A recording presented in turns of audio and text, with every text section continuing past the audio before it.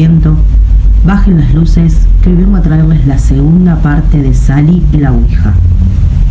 Escucho una suave risa al preguntarle a Sally si estaba ahí, pero no vuelvo a obtener respuesta. Tristemente había desaparecido y probablemente muerto. No lo sabíamos. Carly insistía repitiendo que no tenía dudas de que había quedado atrapada en la Ouija. Decidimos horas después de la última invocación reunirnos nuevamente para encontrarla. Empezábamos a preparar el tablero y mientras encendíamos unas velas, de repente sonaba el timbre. Le pedí a Carly que abriera, pero cuando empiezo a darme cuenta que no me respondía, me acerco hacia ella. Todo estaba en silencio incómodo.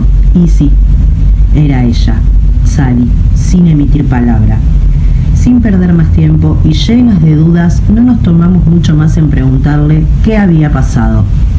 Se tomó sus breves segundos para responder y solo nos dijo con su ceño fruncido y muy seria, pausada, que simplemente no comprendía lo que había sucedido. Chicas, no lo sé, asintió. Desperté en casa, pero no sé dónde estuve anteriormente. Es como si hubiese dormido días enteros. Sin más por resolver, pero felices de que Sally había vuelto, seguimos el curso normal de nuestras vidas, pues ni modo, al día siguiente había que volver a clase. Era muy temprano por la mañana y ahí estábamos juntas nuevamente. Sally había avisado que guardáramos silencio, que había visto pasar por el corredor al profesor de ciencias. Tenía razón, ahí estaba, entrando a darnos el sermón de cada mañana. De repente habíamos notado que actuaba extraña. Carly la estaba levantando del suelo al percibir que se había desvanecido bajo el pupitre. Estaba escupiendo espuma entre sus labios y tiritando de frío. Su cuerpo estaba todo encorvado y sus ojos completamente en blanco. Minutos después de haber logrado que recupere el conocimiento, estábamos en duda de que algo sucedía nuevamente con esa Ouija. Preocupada, le manifesté a Carly que había que llevarla al hospital, que quizás padecía de epilepsia. Ella sostenía que había que llevarla con un cura, que algún demonio la había atrapado en la Ouija, pero también la había hecho volver junto con él. Después de haber estado discutiendo varios minutos sobre qué hacíamos, finalmente acepté. Llamaríamos a un cura. En el pequeño pueblo que vivíamos estaba la iglesia. Todos conocían al padre Stu. Habían pasado varias horas durante nuestra vuelta a casa de la escuela, que al llegar finalmente suena el timbre. «Pase, padre», le dijimos. Tenía una larga y oscura sotana negra. En su mano derecha sujetaba un portafolio muy grande. Nos observó fijamente a las tres y nos preguntó quién de nosotras era Sally. «Yo», dijo. «Pequeña, necesito que te recuestes aquí», le pidió. Temblorosa pero alerta, Sally estaba decidida a colaborar.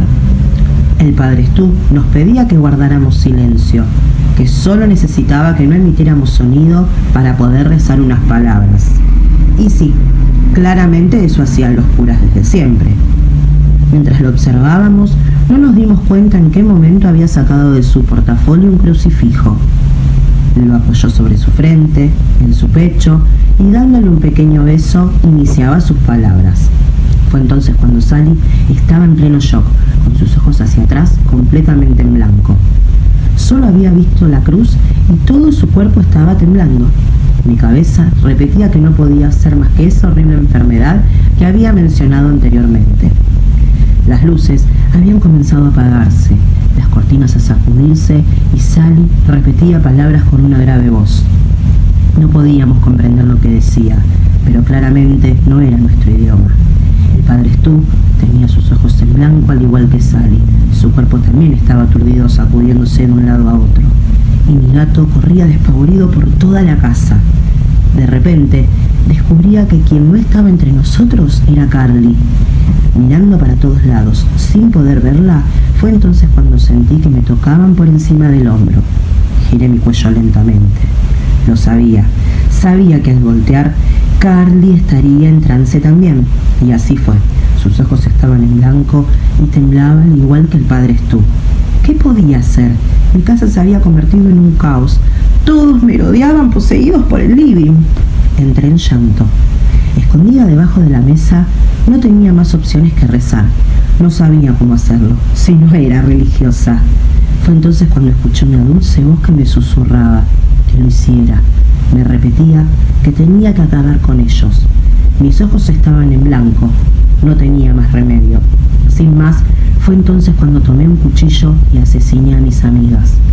Yo también estaba totalmente controlada por un espíritu. De repente, perdí el conocimiento y caía tendida al piso golpeándome fuertemente la cabeza. Despierto varios días después en el hospital. Los médicos me informan que estuve inconsciente durante una semana. Mis amigas ya no estaban conmigo y solo podía sentir la inmensa tristeza de que no volveríamos a vernos. Ese mismo día fui trasladada a un hospital psiquiátrico. Los médicos decían que la policía nunca informó dónde estaban los cuerpos.